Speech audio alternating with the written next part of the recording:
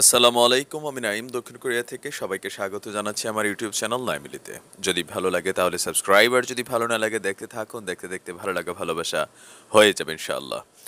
দর্শক, বড়ই আফসোস এবং দুঃখের বিষয় যে সারা বাংলাদেশের সাধারণ জনতা, ইভেন পুলিশের মধ্যেও একটা শ্রেণী আছে যারা দেশ এবং রাষ্ট্রের সেবায় নিজেদের এই পেশাকে কাজে লাগাচ্ছেন। টোটাল সবাই যারাই আছি আমরা, যখন আমরা মেজর সিনহা হত্যাকাণ্ডের বিচার চাচ্ছি আর যারা দোষী আছে তাদের দৃষ্টান্তমূলক শাস্তি চাচ্ছি, সেই দোষীদেরকে মুক্ত করার জন্য একটা অবস্থান আসলে খুব পরিলক্ষিত হচ্ছে। ইতিমধ্যে আপনারা জানেন, আমার আগের খবরগুলোতে আমি দেখিয়েছিলাম যে চট্টগ্রাম থেকে 7 জন বাঘা বাঘা আইনজীবী যারা আছেন তাদের সমন্বয়ে গঠিত একটা টিম কক্সবাজারের বড় বড় 5 স্টার হোটেলে ভালো ভালো খাচ্ছে, অবশ্য ওসি প্রদীপের টাকাই খাচ্ছে। আর খাওয়া দাওয়া শেষে তারা পণ করেছে যে ওসি প্রদীপ দাস সহ দিয়াকত সহ যারা আছে তাদেরকে তারা মুক্ত করেই ছাড়বে। আর এই জন্য তারা নানান ধরনের ছলচাতুরি থেকে শুরু করে, মিথ্যা থেকে শুরু করে নানান ধরনের এভিডেন্স দেওয়া শুরু করেছে। আমি এটা অবশ্যই স্বীকার করি যে রাষ্ট্রীয় বাংলাদেশের নাগরিক হিসেবে আইনগত অধিকার পাওয়া সবারই এটা একটা রাষ্ট্রীয় অধিকার। বাট যারা এই অধিকার বোধটা দিচ্ছেন, যারা এই অধিকারকে কাজে লাগাচ্ছেন, তারা আসলে কতটুকু নীতি এবং নৈতিকতার মধ্যে আছেন, সেটাই হচ্ছে সবচেয়ে বড় প্রশ্ন। কেন এতগুলো কথা? যে গত শুক্রবারে, খবরটা একটু লেট হয়ে গেছে, গত শুক্রবারে আমাদের যেই বিশেষ টিম আছেন অ্যাডভোকেটদের, ওসি অদীপের পক্ষের টিম, তারা কক্সবাজারের সিনিয়র জুডিশিয়াল ম্যাজিস্ট্রেট তামান্না ফারার আদালতে খুব হাস্যকর একটা যুক্তি উপস্থাপন করেছেন ওসি প্রদীপ দাসের জামিন চেয়ে, ইভেন রিমান্ড কাটানো চেয়ে। তো তাদের যুক্তিটা হচ্ছে যে ঘটনার দিন ওসি প্রদীপ আপনার ঘটনাস্থল থেকে প্রায় 32 কিলোমিটার দূরে ছিল যখন এই সিনহা হত্যাকাণ্ড হয়। এর পরবর্তী সময় তিনি খবর পেয়ে সক্রিয় ফোর্স নিয়ে ঘটনাস্থলে উপস্থিত হন। এখন তিনি যদি উপস্থিত না হতেন তাহলে জনতা নাকি প্রশ্ন করত যে ঘটনার সময় তিনি কেন আসেন নাই খবর পেয়ে। এটা একটা পয়েন্ট আউট করেছেন। সেকেন্ড পয়েন্ট হচ্ছে, আপনারা জানেন যে ওসি প্রদীপ দাস, লিয়াকত সহ বাকিদের 3 ধাপে এবার রিমান্ড চলছে, যদিও আজকে শেষ দিন। আর অলরেডি সম্ভবত আপনার লিয়াকত 164 ধারায় তামান্না ফারার আদালতে সে হত্যার দায় স্বীকার করে স্বীকারোক্তি দিচ্ছে। আর সেটা লেটেস্ট আপডেটিং যখন আসবে আমি ইনশাল্লাহ আপনাদেরকে জানিয়ে দিব।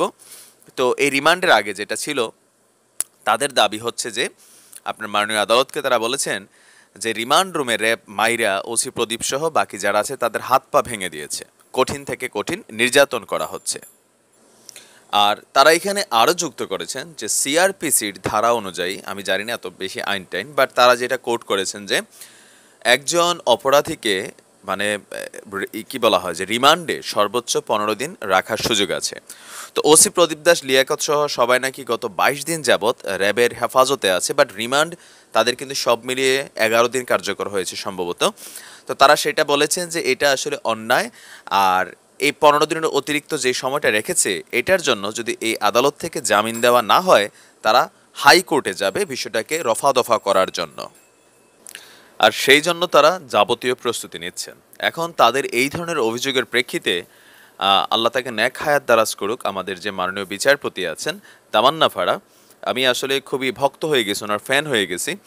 আর ইভেন আরও দোয়া করি যারা এই মুহূর্তে বাদী পক্ষের আইনজীবী আছেন, মানে মেজর সিনহা হত্যাকাণ্ডের পক্ষে যারা বিচারের জন্য রাষ্ট্রের পক্ষে বা এমনিতে যারা উকিল আছেন, তারা সেখানে ডিফেন্ড করেছে মাননীয় বিচারককে যে ওসি প্রদীপ দাসের যদি মাইরা হাত পা ভাঙাই দেওয়া হইতো তাহলে তিনি কোর্টে আসলে কিভাবে দাঁড়িয়ে আছেন বা আদালতের কাঠগড়াতে তিনি কিভাবে দাঁড়িয়ে আছেন। সেই ক্ষেত্রে আমাদের যে বিজ্ঞ বিচারক আছেন তিনি আসলে এই বিষয়গুলোকে পাত্তা দেন, রিমান্ড আসলে কন্টিনিউ করেছেন। তো সম্ভবত আগামীকালকে রিমান্ড শেষ হয়ে যাবে। রিমান্ড শেষে স্বীকারোক্তি শেষে তাদেরকে হয়তো জেল হাজতে প্রেরণ করা হবে। আর এখানে আরও কিছু জরুরি আপডেট হচ্ছে, রাষ্ট্রীয় যে তদন্ত কমিটি, একজন হচ্ছেন আমাদের সেনাবাহিনীর এখানে একজন প্রধানকে, তারপর পুলিশ প্রধানকে সহ শুরু করে 4 জনের একটা কমিটি গঠন করা হয়েছিল, আপনাদের নিশ্চয়ই খেয়াল আছে। সেই কমিটির যে তদন্ত প্রতিবেদন সেটা কিন্তু এখনও সম্পূর্ণ হয়নি। দ্বিতীয় ধাপে তারা এটা আপনার সম্ভবত আগামীকালকে বা আজকে লাস্ট দিন তারা দ্বিতীয় ধাপে যে সময় বাড়াইছিল, এখন আবার তারা তৃতীয় ধাপে হয়তো সময় চাচ্ছে, কারণ ওসি প্রদীপ দাস আর লিয়াকত র্যাবের হেফাজতে থাকার কারণে তারা আপনার আসলে এই তদন্তকে কমপ্লিট করতে পারে নাই। তাদের রিমান্ড শেষে হয়তো তাদেরকে জিজ্ঞাসাবাদ কমপ্লিট করার পরে তারা সরকারের কাছে, স্বরাষ্ট্র মন্ত্রণালয়ের কাছে এই তদন্ত রিপোর্ট জমা দেবে। এ হচ্ছে মেইন খবর, লাস্ট আপডেটিং। এবার কিছু জরুরি কথা আসলে আমাদের এই অ্যাডভোকেট ভাই বোনদের জন্য। বাংলাদেশে আলহামদুলিল্লাহ হিউজ পরিমাণ অ্যাডভোকেট আছে। আমরা দেখেছি যে যারা ভিকটিম আছে, যারা টাকার জন্য অনেক জায়গায় আটকে আছে, হয়তো একটা মামলা লড়তে পারছে না, কেউ হয়তো আবার একটা মিথ্যা মামলায় ফেসে গিয়ে বছরের পর বছর জেল খাটছে। এরকম অনেক মানবাধিকার টাইপের মানবিক অ্যাডভোকেট আছেন যারা পয়সা ছাড়া নিজেরাই নিজেদের পকেটের পয়সা খরচ করে ওই মানুষগুলোকে মুক্ত করে, গরিব দুঃখী মানুষের পাশে, অসহায়ের পাশে দাঁড়ায়। আবার পাশাপাশি অপরপক্ষে রাষ্ট্রীয় বা নাগরিক অধিকার থাকার পরেও কিছু কিছু অপরাধীদের পক্ষে যখন আমাদের অ্যাডভোকেটদের মধ্যে বড় বড় টিমগুলা কাজ করে, তখন আসলে আমি খুবই হতাশ হই একটা জায়গায়, যে আমি শুনছি আর কি যে অপরাধ যে করে আর অপরাধের মধ্যে যে সহযোগিতা করে সবাই আসলে অপরাধী। এখন ওসি প্রদীপ দাস মেজর সিনহা হত্যাকাণ্ডে অপরাধী নাকি অপরাধী না, সেটা র্যাবের তদন্ত সংস্থার বা সরকারের যে তদন্ত সংস্থা আছে তাদের রিপোর্টে সেটা পরে প্রকাশ হবে। কিন্তু এছাড়া ওসি প্রদীপ দাসের যে কয়েকশো অপরাধ আছে, দিনে রাতে গণমাধ্যমের গণকর্মীরা, সাংবাদিক কর্মীরা, আমরা, তারপর হচ্ছে অনেকে সাহস করে এসে এতদিন যারা ওসি প্রদীপের ভয়ে মুখ খোলেনি তারাও কিন্তু মুখ খুলে বসছে।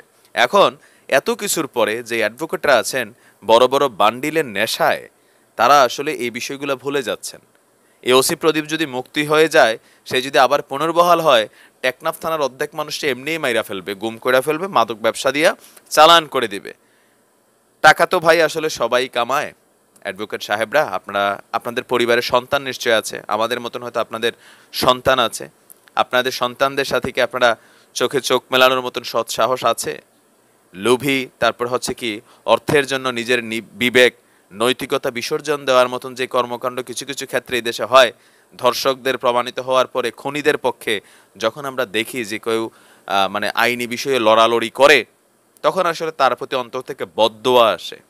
কেননা এই দেশটাতে অপরাধের সাথে অপরাধী যেই হোক, তাদের এই অপরাধকে উৎসাহ দেওয়ার জন্য টাকার বিনিময়ে এক শ্রেণীর কালোকোট পরিহিতধারীরা, আমি দেখেছি যে বিভিন্ন সময় তারা যথেষ্ট কি বলা হয়, তাদের অ্যাক্টিভিটিস শো করে, তাই না? আপনারা নানান পয়েন্ট ফাইন্ড করছেন, এই যুক্তি দেখাচ্ছেন, ওই যুক্তি দেখাচ্ছেন। ওসি প্রদীপ দাসের টাকায় হয়তো আপনারা এখন 5 স্টার হোটেলে খাচ্ছেন, টাকার জন্যই তো। ওসি প্রদীপ দাস তো নিশ্চয়ই হিন্দু মানুষ, ব্যারিস্টার এহসানুল খেনা, সাইদ সাহেব মুসলমান মানুষ, তাদের সাথে ওসি প্রদীপের রক্তের কোনো সম্পর্ক থাকার সুযোগই নেই। তার মানে বান্ডিলের কারণে আল্লাহ যেন এই বান্ডিল আপনারা এটা খাওয়ায়, আর খাওয়াইয়া এটার যে গজব যেন সেটা যেন আপনাদের উপর নাজিল করে। কারণ মানুষের কাছে আপনারা অপরাধী, মানুষের কাছে আপনাদের সম্মানের জায়গাটা আসলে নষ্ট হয়ে গেছে।